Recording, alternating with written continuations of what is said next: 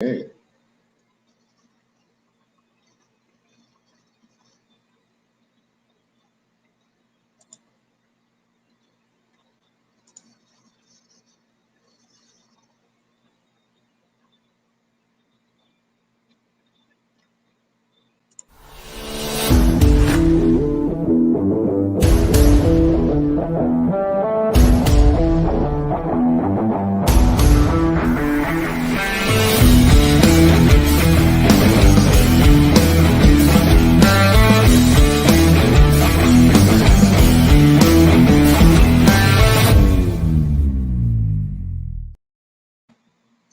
Well, good evening and welcome to this Wednesday, what is today, the 7th of July. The Island Stack Sports Show. I'm your host, Earl Basin, and joining me is co-host Jason Juglin J. Ford, as well as our guest this evening, Ms. Claudine Pullen, who is a swimmer from Zimbabwe. She's going to give us just some details on swimming somewhere else. Jay, as we know, we've been bombarded with the recent announcement of the announcement of the swimmers not going to the Olympics.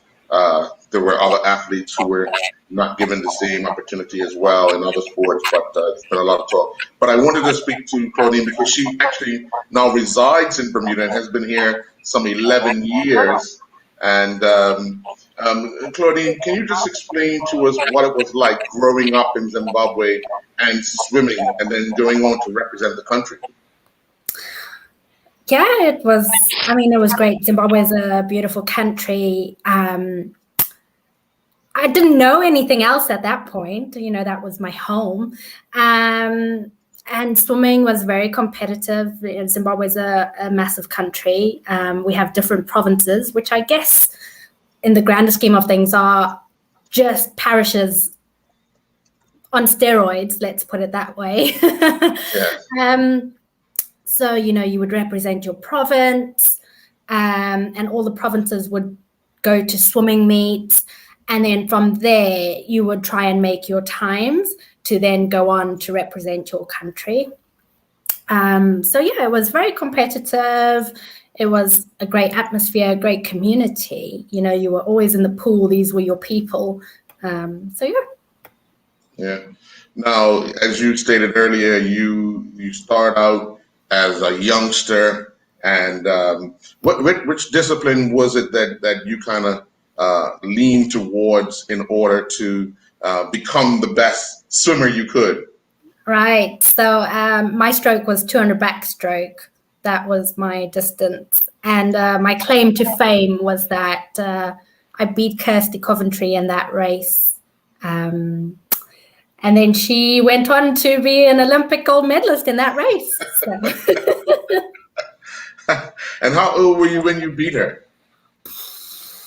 Oh, that's going back now. I think I was about 11, 12. Okay. Yeah. Okay. 200 now, Jay, the backstroke, when we were doing it growing up, we were doing our backstroke, but we were still.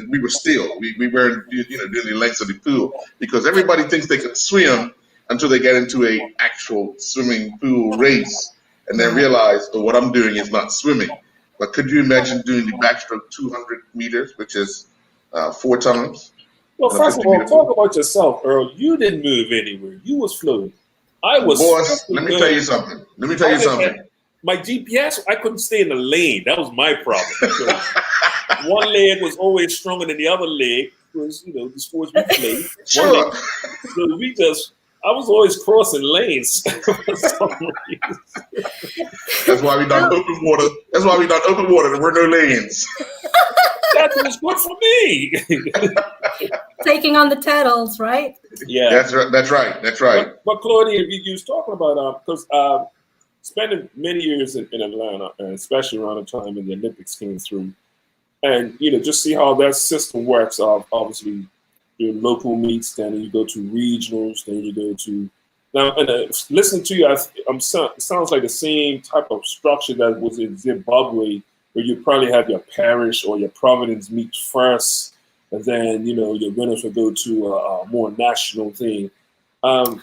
Yeah, that's So correct. in saying that, Yeah. the competition was always, it had to be fierce because of the pool that or the pool of, no pun intended, but the pool of swimmers that you're always getting in from either other provinces. What was, when you were swimming, what was the rivalries between the provinces growing up?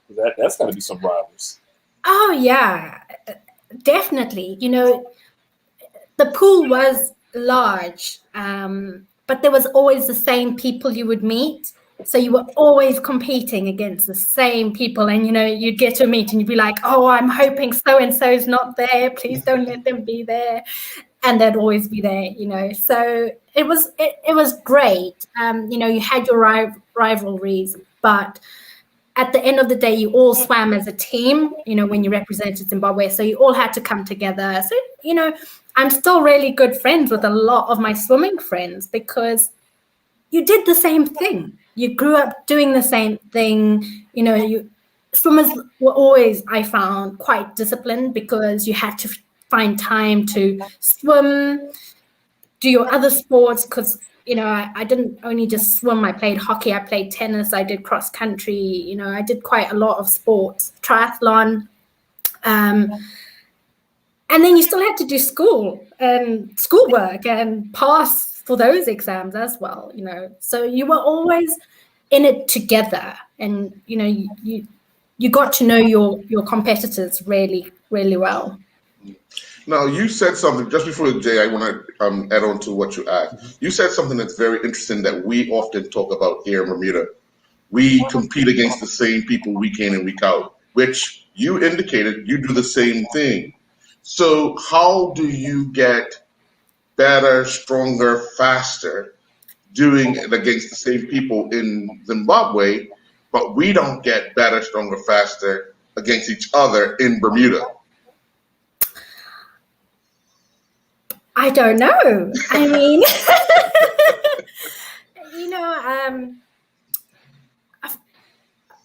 I can tell you, Kirsty, from our experience, she and I used to compete on the same level, and then at one point she just skyrocketed. Mm-hmm.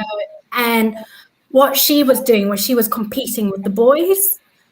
So that's who you train with girls and boys. You just make sure you find someone that's better with you than you and will continue to train with you, and you get a good coach.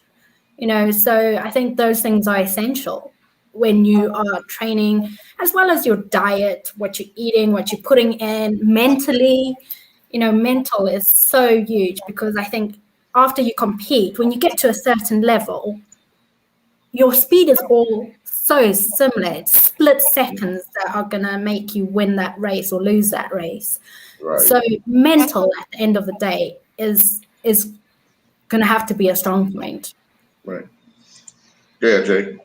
Let's talk about money, because that always plays a part when it comes to competition. In Zimbabwe, what was the structure like, or support from government when it comes to the sport of swimming, and when you become an elite athlete, how much do they get to really support these athletes? Because if they are, representing the country, especially at the highest level, what is this type of support and relationship you have with the government?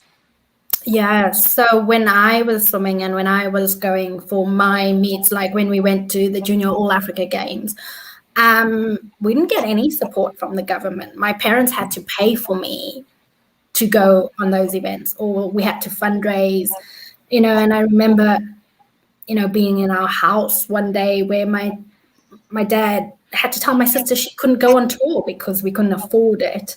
But luckily, at the end of the day, he managed to get the money to send her away on tour. Otherwise, everything that she had trained for day in, day out, she wouldn't have been able to go. So, I think once you get to Olympic level, they may do something different for you then. And, with Kirsty, she was the sweetheart. She had done what everyone wants to do. She had gone and represented our country and had won, and she hadn't just done it once. So, you know, she was our sweetheart. Everyone loves her.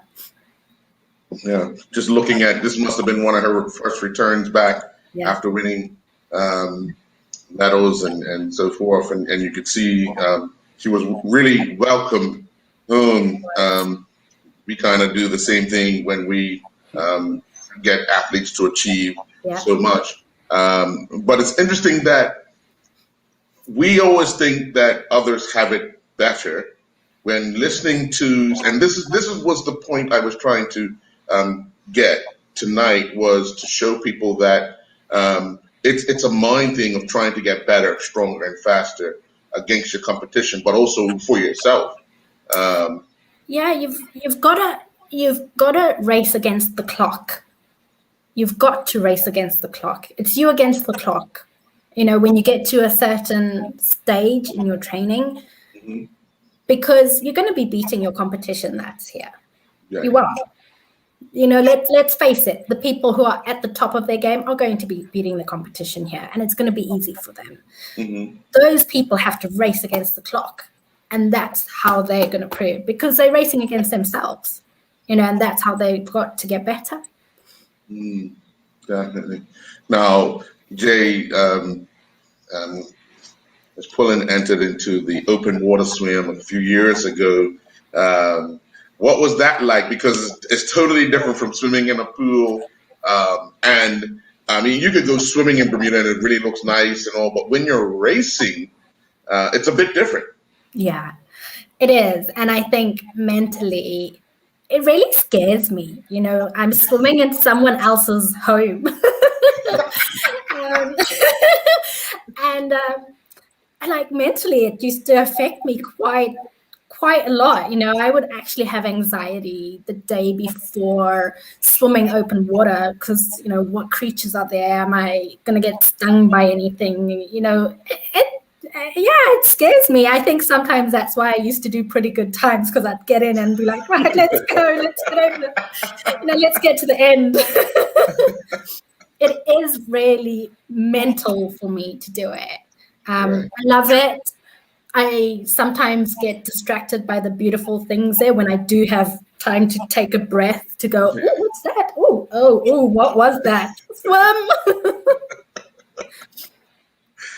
And also an avid hockey player as well here in Bermuda. You've kind of been active in sports over your period here. So how has that been kind of an open welcome to you here? You know, working in an environment and you know, not being from a place, but how well have you been accepted? Oh, really well. I mean, when I started playing hockey here, well, I was swimming here and everyone welcomed me with open arms when I first got here. I used to go to training. One of the ladies I worked with I lived in Pembroke. We would train at Sands 360. She would pick me up in town because I didn't want to ride all the way there. She lived in Smith. She would come from Smith, pick me up in town, take me to Sands, drop me back off and go home. You know, so I was really welcomed with open arms. And, you know, the hockey community, when I started playing, it was just so lovely. I made all my friends there. So, yeah, everyone welcomed me really well, I would say. So obviously with the Olympic Games coming up, you'll be tuning into the. Are you that much into watching what happens in swimming in the, especially in the major festivals? Yeah, I mean, I don't know some of the players anymore, you know, but I do love watching it. I mean, who doesn't love watching the swimming? Everyone tunes in for it. Do you know what I mean? I don't know why. I'm like, does everyone love swimming that much? Is it just because it's quick? It's like the athletics, you know. Those are the most popular ones. But yeah, definitely. I love watching the swimming. I love, you know, watching them break records. It brings back a lot of memories for me. Right. And the fact that you had a 20-year-old record just broken, earlier this year or last year? It was broken in 2016. 22-year-old record. I was gutted that I'm glad somebody said it. I'm glad somebody said it, you know.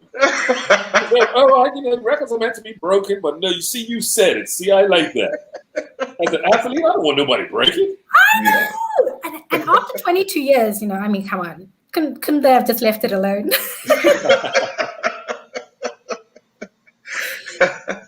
But it was, it's exciting to see that my record stood for so long, and that someone else has now finally broken it.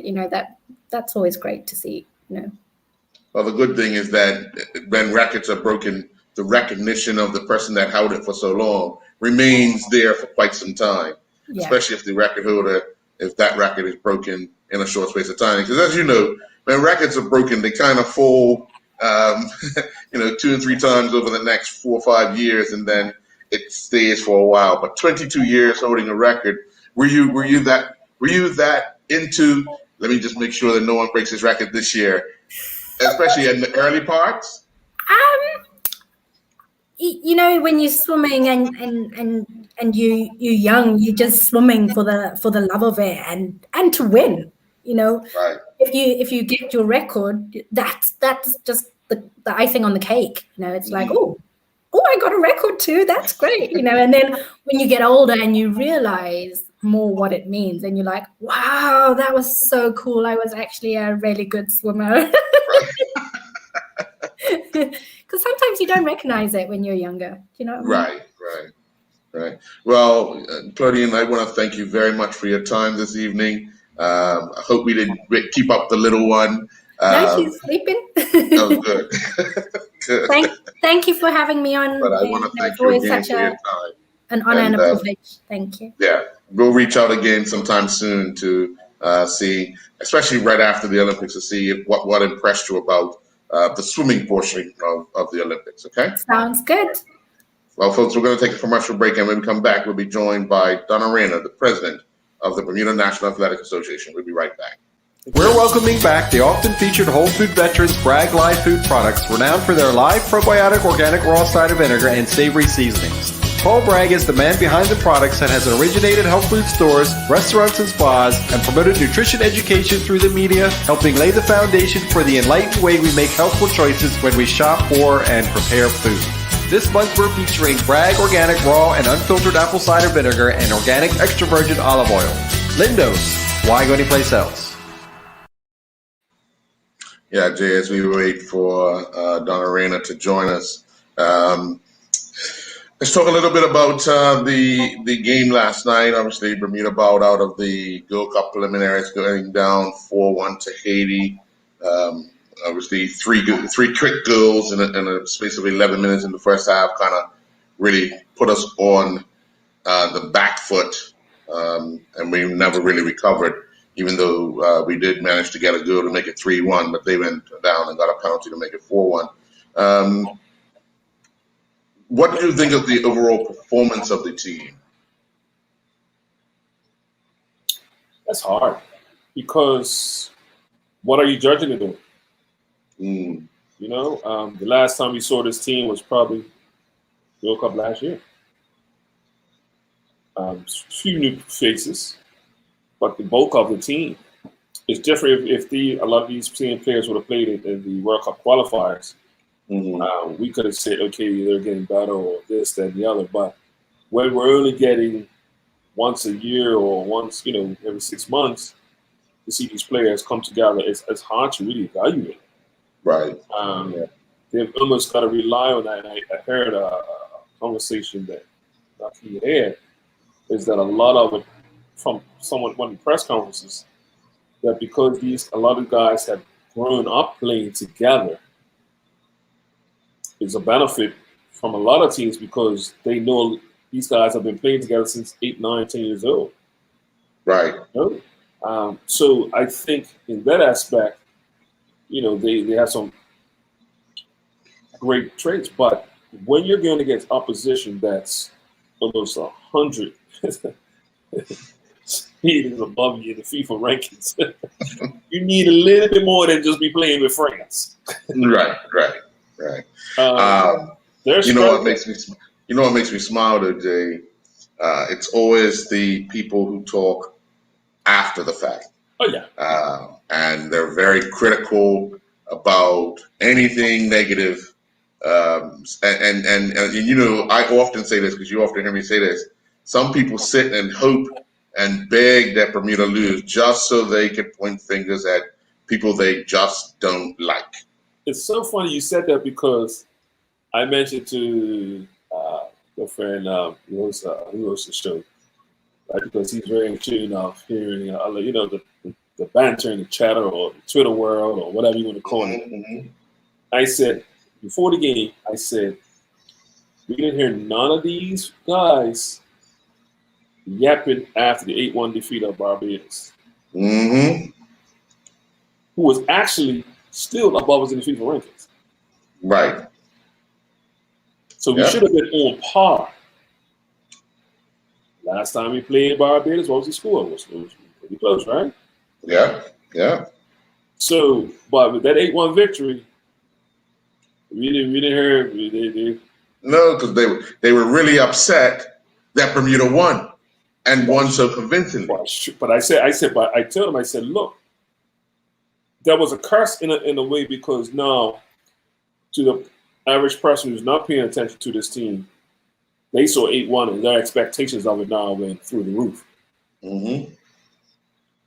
And not realize, and I hate to say this here, even if you won against Haiti, I think that would have been the end of the road too, because the group that Haiti's going in, it's going to be the end of the road for them, okay?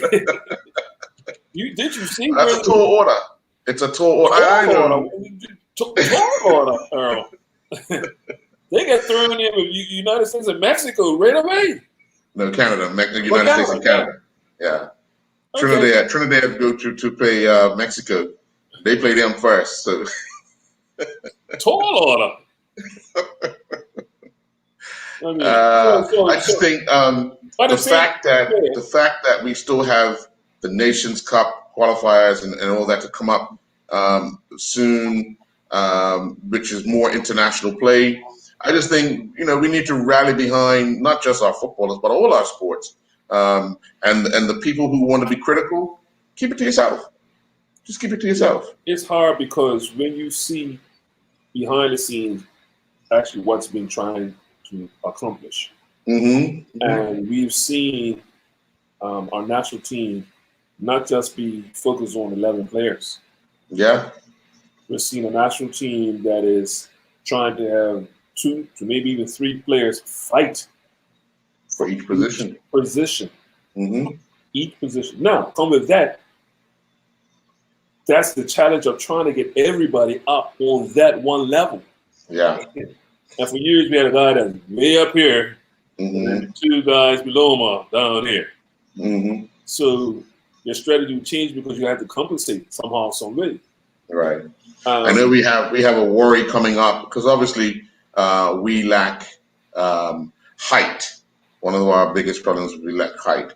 And we noticed that in the World Cup qualifiers, especially in the middle of the defense, without Jalen and Dante, we struggled in the air for crosses, where when you got a little bit of height, at least you got a bit of a challenge of sorts down the middle. Now, we could look around the leagues in Bermuda. We could look around the guys that are overseas, and we don't have too many central defenders that have the height. So that's going to be a worrying thing in the very near future. Not only height, but speed. Well, that too. And I think that's been lacking. To be honest with you, that's been lacking with our back line for many years. And not just mm-hmm. this run. Mm-hmm. Many years. You can tell me who's when I say speed, recovery speed, because a lot of times, if a mistake is made, it's to recover. Yes. Yeah. And I think that's where our guys almost have to play out of their socks, because mm-hmm. that one mistake turns into a quick goal. Right. Rather we try to shorten the field by playing offside traps or all that nature, but that one slip or that one off the mark, it's going. Mm-hmm. I was just interested to see you said height, but height with also power. Yeah. That striker last night, he's done it to us before. Mm-hmm. It's not by and they picked. They knew who to pick on. Mm, You know, their game. They went through a game plan. So, right. but we will only learn and get better. Yeah. The more we play at that level, yeah. Hopefully, The more we play at that level, the better we will get over a period of time. And again, it's one of those things where you have to be playing at it for quite some time. Yeah, we're going to take some bangs and bumps along the way, but eventually, when we do get that pattern right, we then start to see the success like we did in the Gold Cup the first time around. You know, we weren't blown off the pitch. You know, so just a lot of understand. but, you know, Earl, a lot of competitions also comes down to a draw. You know that. Yeah, The Yeah, luck of the that's draw. right. And sometimes you might go further ahead in the competition hmm because you had an easy road. right, right. Or you might exit sooner than you think because you had a I mean, if you look at the scenario, the game before our game last night, Trinidad played French Guiana. French Guiana hasn't played since 2018. First time that team's been together. And Trinidad met their coach 5 days ago because they fired their coach after the World Cup qualifier. So both countries were in kind of disarray. Event penalties, event sudden death. But, you know, had we been in one of those two space, who knows what would have happened? You know what I mean? Where they were not in or just still trying to figure themselves out, getting themselves on their feet. Like you said, the luck of the draw puts them into a better space. I was talking with a coach the other day, and he no longer coaches on the island, but no longer coaches on that team. And he was saying that what he was trying to, in his day, was trying to identify that talent, like you said, height, speed, at a very young age. Mm-hmm. They'll work on a skill level, but you can't teach height, you can't teach speed. You either got it or you ain't. It's just that simple, right? Mm-hmm. And you need it. You need it. I mean, we have seen some great, to our eyes, good center halves that are short. Mm-hmm. You can get up in the air. Right. But then let's think if you got somebody who's 6'4", 240, how much chance do you got him on a set piece? How much chance do you really give him? Yeah. You know, so then you're pulling from other places or this, that, and the other. So it's hard to really evaluate with one game or a game here and a game there. Mm-hmm. Mm-hmm. It would be, to be honest with you, it would probably be easy to ask each player what each player thought of their performance, Right. than to try to get a look. Because how many players had a bad day? But you know what? You know what the funny part is, Jay? If given the opportunity to say how they played, right? Oh, social media will be on fire, boss, with the negative comments and the derogatory remarks and all of that. It'll be one of those things that you shouldn't be playing anyway. But you know what, Eric? Guess what, Eric? But guess what? We're living in time that comes with. Oh, exactly. As long as it doesn't get disrespectful when it comes to family and things of that nature, or Right. you see with racism and stuff like that. Just the fandom and this, that. Once again, you do not have to tune in. You can turn it on. Yeah. But that's gonna come with the territory. That's gonna come with the territory. We've heard, we had a conversation. We've heard, oh, they've been giving so much money, or they've been doing This. First thing everybody says. it's a waste of time, and this. These guys are done at this. These guys are done at that. But this is the joke of the century. We need a foreign coach, but the minute a foreigner shows up to work in Bermuda, get that foreigner out. We need locals to work.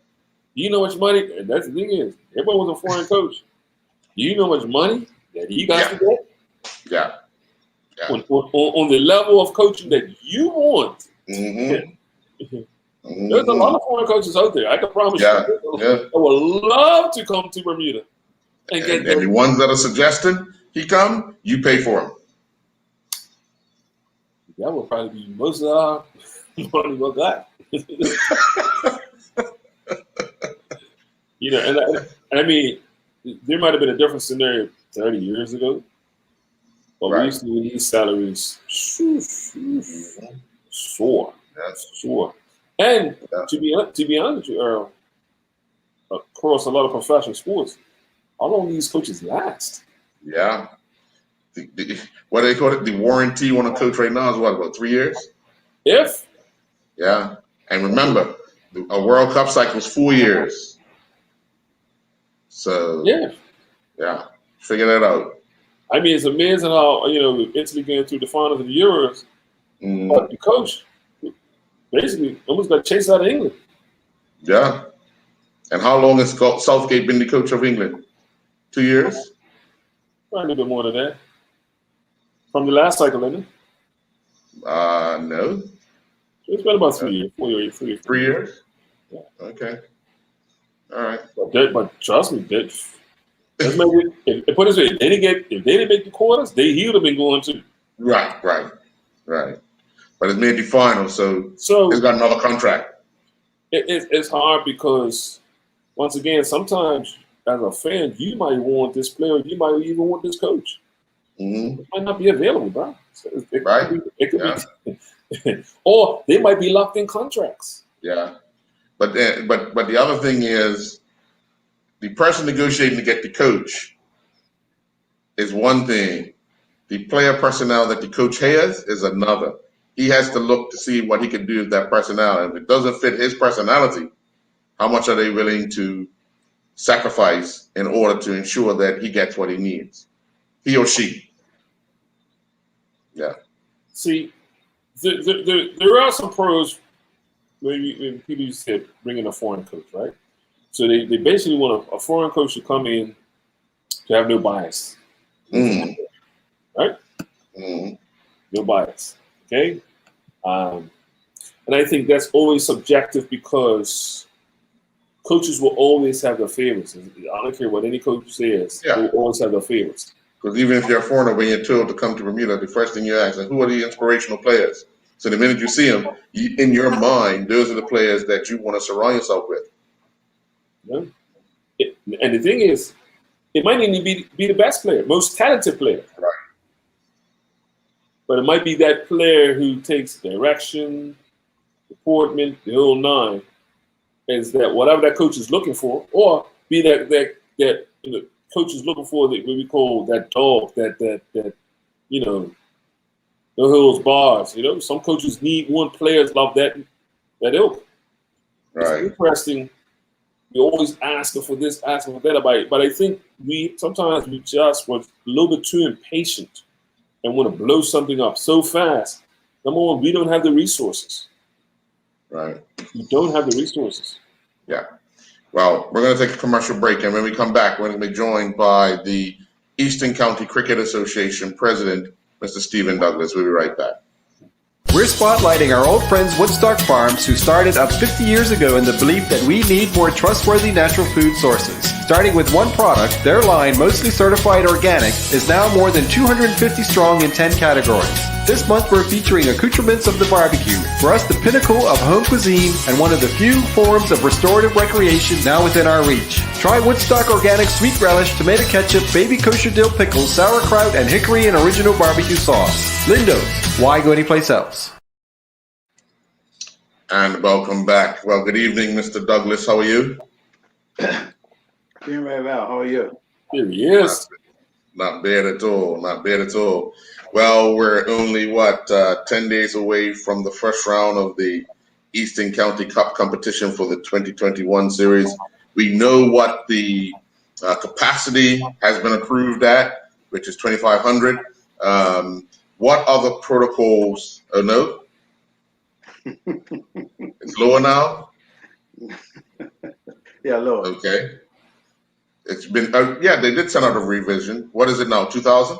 1,250. Oh, boy. Which includes everybody.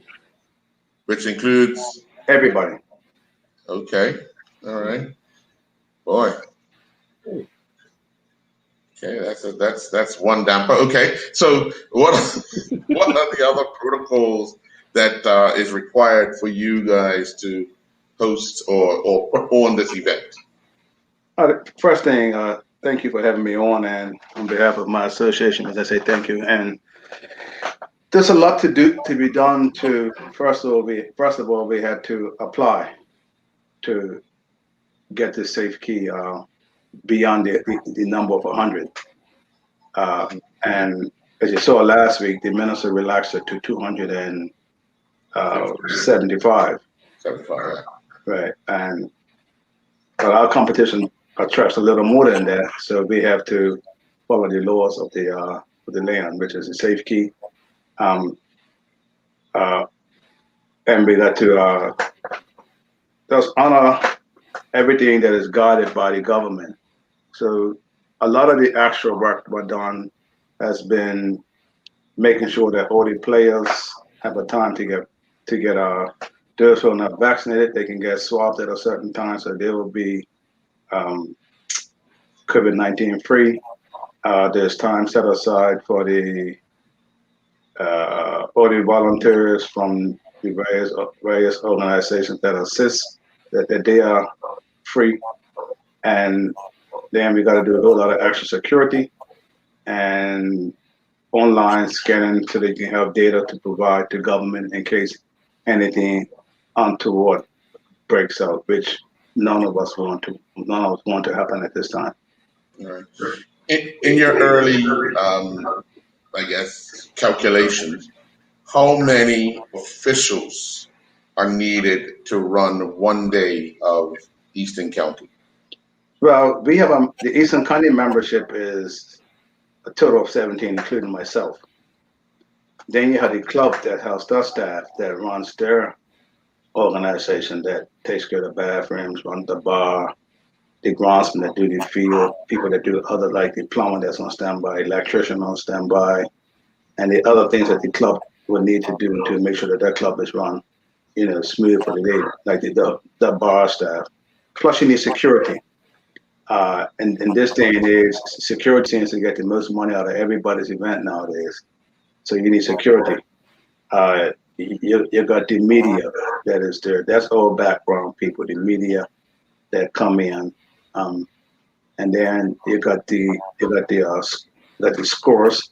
That's all part of the background staff. So it can go anywhere from, as I said, the 17 of us up to 150, 200. You can easily go, time you get the gatekeepers and all that also. So roughly, you're looking at around 1,000 spectators. Correct. After all the officials are done. Correct. Okay. How do you plan, or how have you planned, or have you discussed how that 1,000 get selected, or what's the process? Well, we're having the spot sales on Saturday, and at that time, we're allowing at least 2 persons to get a ticket at that time to come in. Plus, the 4 clubs, they managed to get some type of privileges also, because there's 30 ones who make it up. They get their spot in. They have X amount of executives that they have that will be allowed to come get their spot also. Mm. Okay. Hey, President, question for you. Vendors. Will we see the vendors we normally see at Eastern County that people love to come to Eastern County for, just for those vendors, or will there be some drawback because of restrictions? Well, what we've got, we put it out to everyone. Some of them said they couldn't do it because we didn't know whether it was on or off. As it is right now, it's on. We had 5 people that was contracted yesterday. I don't know what the magic number is to cut the country down again, but none of us would like to see that number go up. You know what I mean? So, but we have seats. I think it's Jassy tweets. I can't tell you all because another individual of my committee handles that side of it. I try to spread the workload around. As you realize, all of us have a 9 to 5 or 8 to 4:30 or whatever time that we work.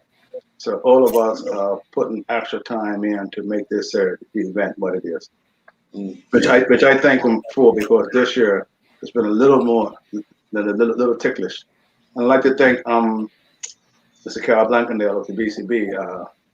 He helped us also a lot in the background to get some things done. So I said, a big thank you all to him.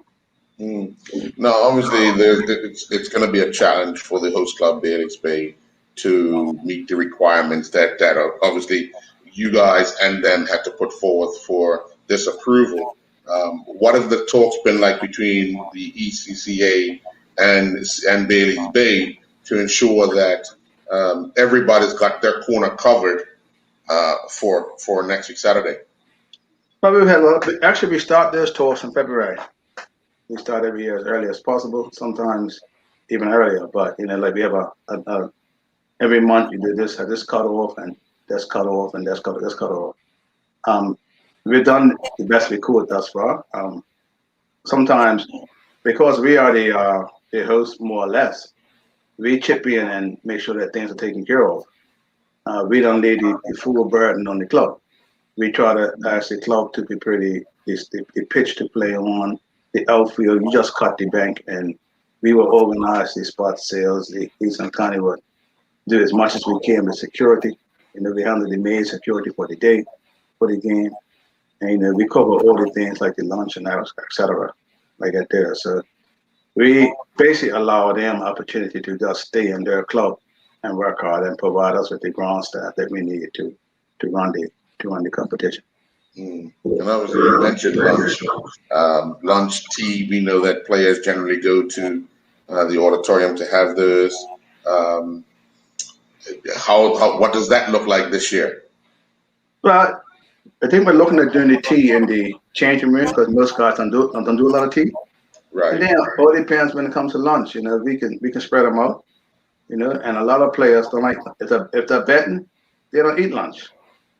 If they're fielding, they don't mind having lunch. So sometimes there's more lunch for the members than it is for the players because they refuse for that time to partake in the lunch anything because of how they feel. They may look tough on the outside, but the stomach is turning on the inside. Yeah, experienced it. Nah, I'm a different breed, man. No, I'm talking about when you was playing. Yeah, my first year, that was it. way back a couple of years ago. Yeah. Now, one of the big talks about the major games, i.e. county, cup match, and so forth, is the interaction with the spectators. As we know, there is a tradition in place or not in place or just happens. And wickets fall when half centuries are made. Lunchtime, people go to different camps and so forth and so forth. What stipulations are there for the players and spectators for this period? Well, we have we've done our best to tell the players to stay within their what's it called now, changing area, within their route in there, and and just try to honor that. It's very hard always to control people's emotions and individuals. We expect the fans to understand what the country is, where the country is at right now, and that is the main thing that everybody should look at. Even though we are going to do what we can to manage it, but we ask them to look at where the country is today, and they in return have some respect for the rules that has allowed them to come into the game. Mm-hmm.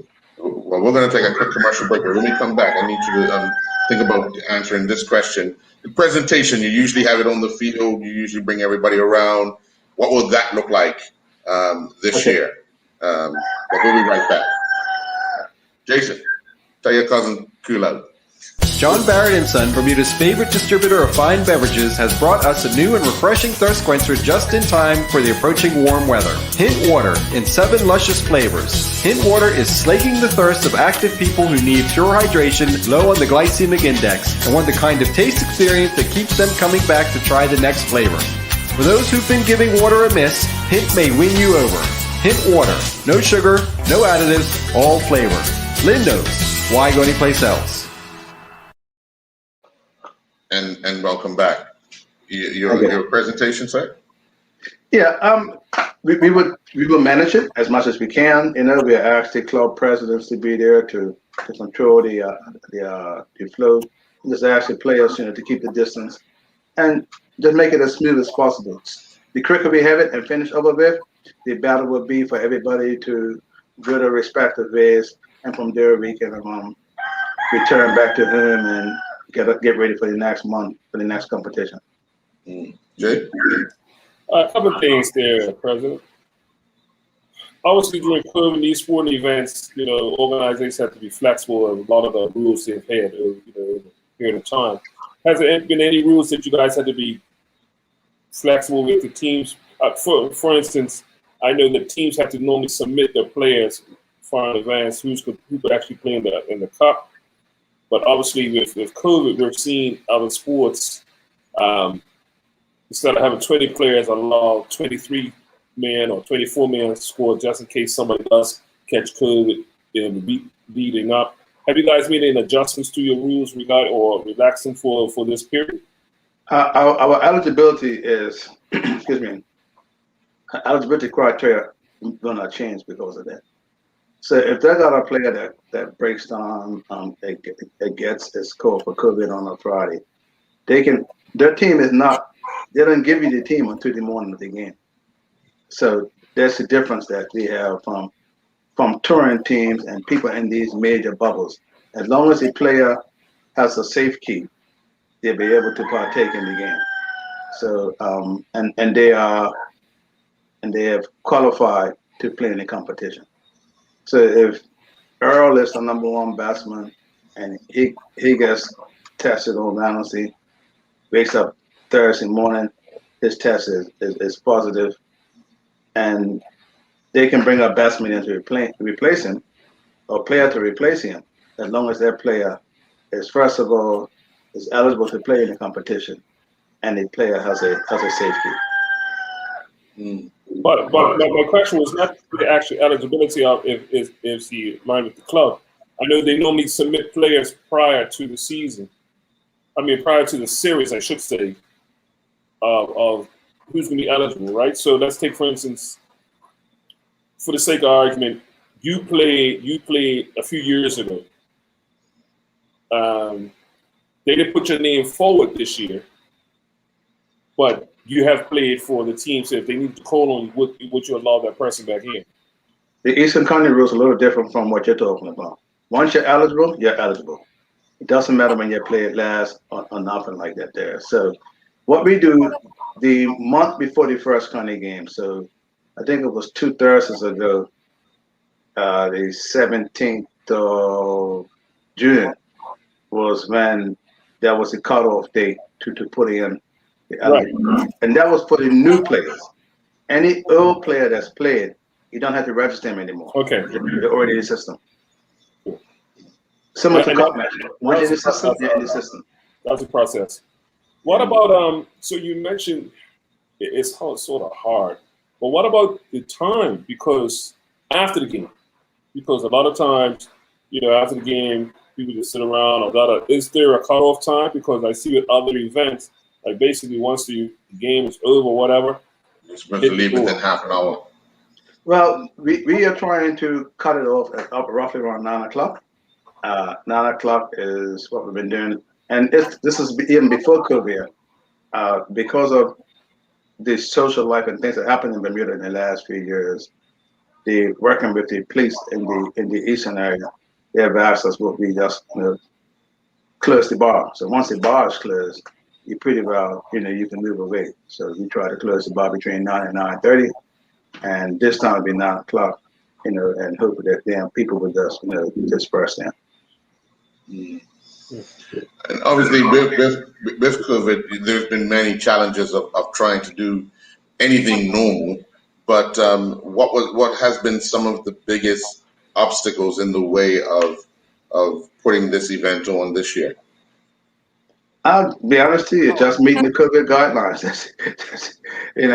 Just trying to see if you can get 1,000 people, you can get a full house.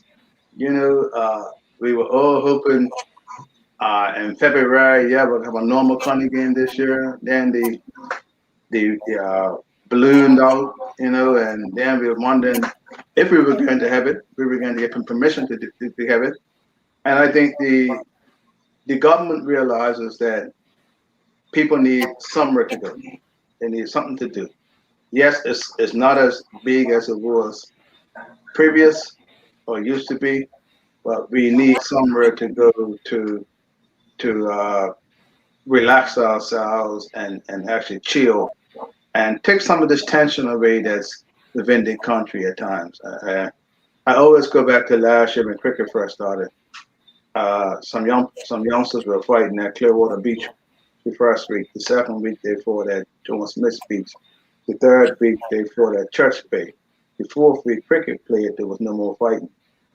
So just somewhere for people to go, it does it. I was at Seabreeze over on Sunday, and the amount of youngsters and seniors that were there, enjoying themselves. So these are things that we're given permission by the government to do, and all we got to do is do our best to do it, how they want it to be done. And it allows people to have an opportunity to go out and stretch their legs and have a chat with their girlfriend, that someone they ain't seen for a while. But that is COVID free. No, you guys rules state that the game must go into at least 4:30. That's changed. That's changed also. That has? Yes, it has. It changed a little while back. I think it changed after the 2015 challenges. The committee spent a lot of time under my former vice president, Mr. Eddie Lamb. We looked at various rules from ICC, MCC laws, and various other competitions, to see what we can do to compile that will allow for the game to play. And we're going to be visited again. So at this time, it's not in play, but that's what it is for now. So when the game is done, it's done. Yep, it's done. One inning. Yep. Okay. Mm-hmm. Okay. That's good to know, because I did not. I was going to field rules, so I'm good. Yeah, it was there for years. Yeah. It was talked about again this year, primarily because of COVID, because of players not having a lot of leg run out time. But they thought that it would be unfair to introduce it so quickly at this time. So that's what it is. Okay. So that allows more time for people to have a little bit of R&R at the games early. They can spread out on the field there. It won't be no spreading out. You're trying to have the carnival down. But looking at the first 2 weekends of cricket, obviously, you being an umpire and so forth, how do you think this series will play out with regards to game days? Because we see our bowling is struggling. There's no two ways about it right now in both the Premier and the First Division. Bowling to hold a line and a length, these guys are struggling with that. So do you anticipate lengthy games, or are you anticipating, due to the lack of play, shorter games? I did the Western County last week, and it's an opportune time for someone who has a good technique to bat. The pitchers playing well to actually go in innings, the time that they have, and the bowler that is young enough and fit enough, he can hold his line. The game will go very well. Even though Warwick had the younger team, Bridge had the older team, the Warwick players were the ones who were going down the cricket. And the 40-year-olds, they struggled the next day in the league game, but they did well. Right. It's how smart you play cricket at the end of the day. I think most of the games last weekend's league games, out of the 4 games that were played, 3 of them were within, each innings was within 90 minutes. So the only game that went beyond 90 minutes in each innings was the game between Bayless Bay and St. David's. Mm-hmm. The rest of the teams, they had built up 20 overs and did what they had to do within the 90-minute period to play the game. So that was very good. Looking at from an administrator, looking at numbers and how they managed the game, that was very good. Including the 3 or 4 extra overs that they had to build with the wides and the balls. That was the game that went over, I say. Yeah.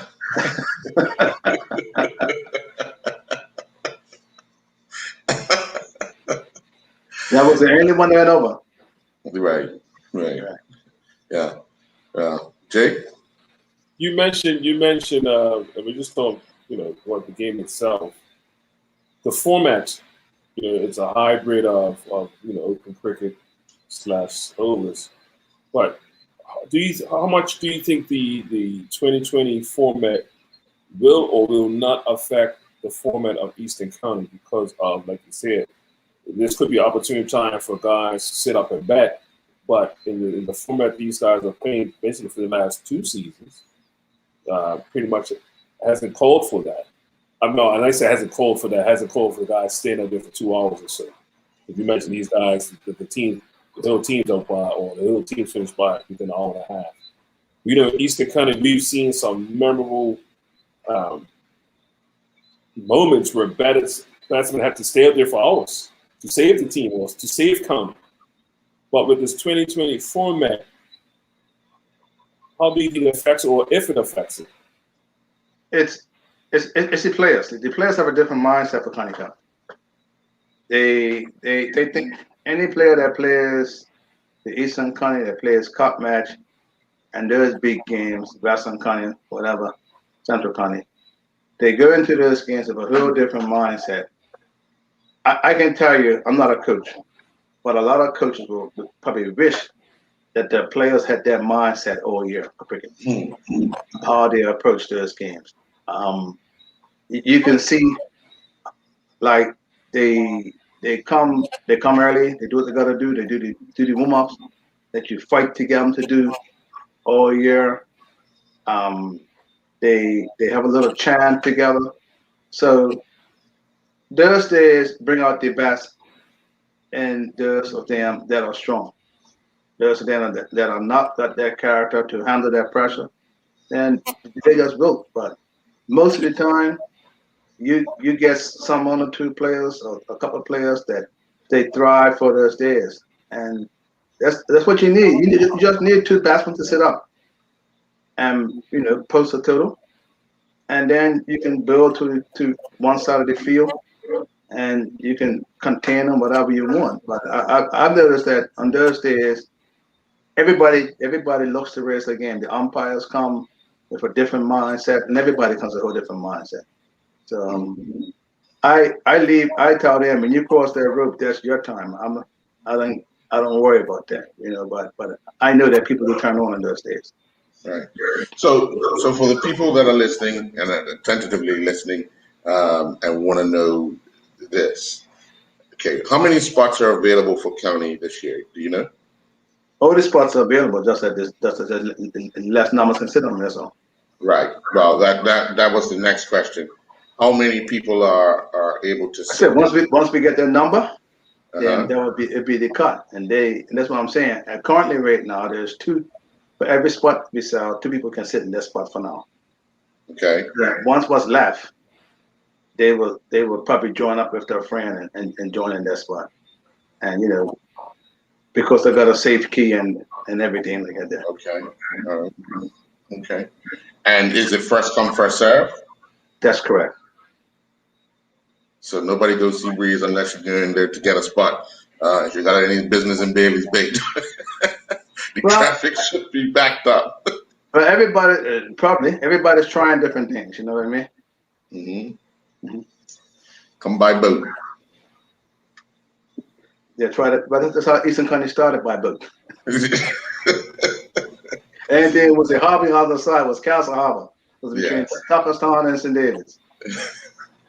Well, I mean, for the official side, I wish you guys all the best because obviously you have the mammoth task of having to eventually deny people entry or admission or a spot.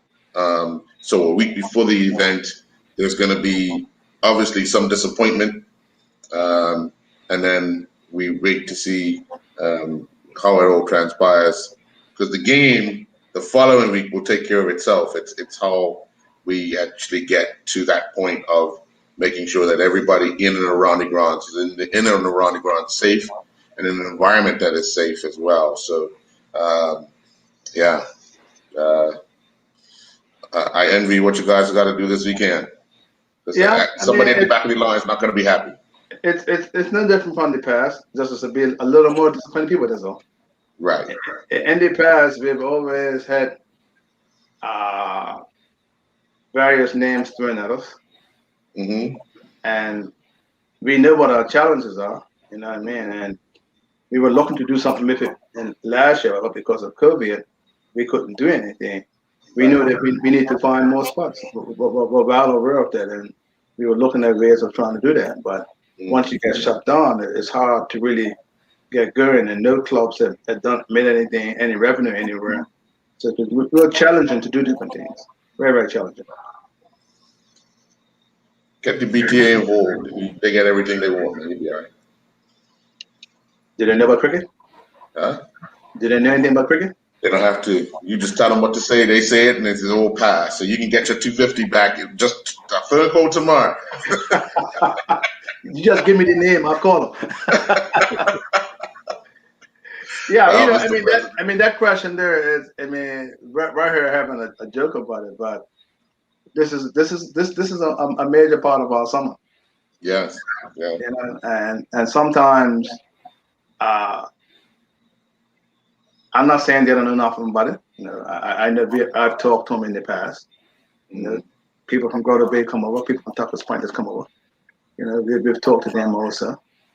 We just got to find a way to marry Bermuda's natural product with our tourism product. You know what I mean? And this is something that has been going on for 100+ years. People ask me sometimes, "Oh, would you change your dates?" I said, "No, we don't change our dates. That's our dates." You know what I mean? I said, "The minute you change a date, that date's lost to you. Yeah. Your competition is lost to you." You know, so these are things that we would do. You know, we have to work together with people. We have to reach out to various people. You know, once we have more time going forward, you know, people will say, "Well, what you're talking about, you do this every year, but you have different members that's come on. I mean, you have different people come on your committee. You have to, bring them up to scratch, and they have different ways, and you're trying to go in a direction, but it's not always that easy to go in that direction." Yeah. Well, Mr. President, thank you very much. We'll reach out to you to see how you made out over the weekend regarding the spots. Pretty sure social media will have it say on Saturday night. You don't need me. Saturday morning it's been social media. You don't need me to tell you anything. Social media is more powerful than I am. I should be like Donald Trump. I should be suing the social media. Nobody's paying him no mind, so you don't want to be like him. All right. Well, Jay, thanks a lot. And obviously next week it's a lot of cricket talk about Eastern County. Yeah, we do have Western County this week as well. So yes, we will. all right. All right, thanks. Good night. Thanks a lot, Prince. Good, mate.